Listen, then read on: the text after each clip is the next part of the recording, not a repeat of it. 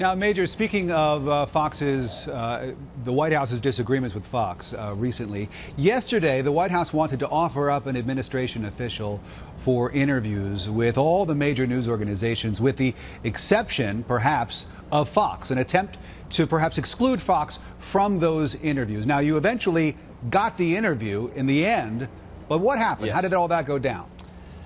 Well, the key matter is Fox, through me, got an interview with Ken Feinberg, the special paymaster of the Treasury Department, who yesterday explained to the country and gave his verdict on cuts to executive compensation for the 7 largest corporations still receiving taxpayer bailout funds.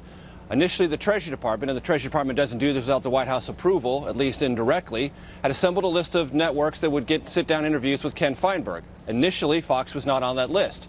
Treasury Department presented that to the network pool, the 5 networks here in Washington that operate pool cameras for such interviews to make them expedited, make them happen more easily and more rationally. And the pool said, you cannot exclude one of our members, in this case, Fox. Treasury got that information, checked back here at the White House. Anita Dunn, who I mentioned just a moment ago, said, yes, go ahead and grant an interview to Fox. We were then granted an interview, and that's how it played out. Now, in this larger atmosphere, Rick, all these things sort of get ratcheted up to a level of maximum tension.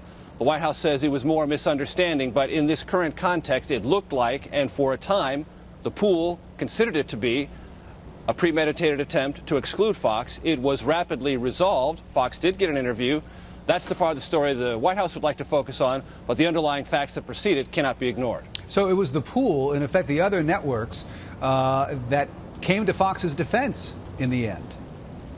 The networks have a responsibility, a contract, an understanding with the 5 that if you're going to use one camera or a set of cameras from a certain network to do the work of the other 4, just to make sure it's simpler, easier, it's expedited more rationally, then all 5 must be included. That is the understanding. That's the pact the networks have. The pact was enforced, as it has been before, and if it ever comes up again, will be again. And once that was communicated to Treasury in somewhat short order, Treasury communicated to White House, the White House got back to Treasury. We were slotted for an interview. The interview wasn't as long as I would have preferred. It was 2 minutes instead of the original 5. That was true for all the networks. We always want more time, but in the end, access was obtained. It was on Fox yesterday, and we move on. Major, has anything like this ever happened before? I'm not aware of it. I've been in this business, Rick, on the television side since 2000. I've never dealt with a situation like that. I'm not a media historian or a White House historian, but in my experience, it was unprecedented. Real quickly, buddy, what's it like being a Fox reporter at the White House these days? Do you feel as though you have the same kind of access as some of your colleagues from the other news organizations? Look, access is always something every White House doles out as it chooses to, and other news organizations and news organizations that compete against one another fit in that differently. That's true of every White House.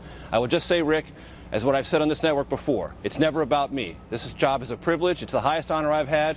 What I do is keep focused on the facts, the story, the history, tell our audience everything I can, everything I learn, and do the best I can day to day. Well, you do it well. We're very grateful for that. Major Garrett at the White House. Major, thanks so much.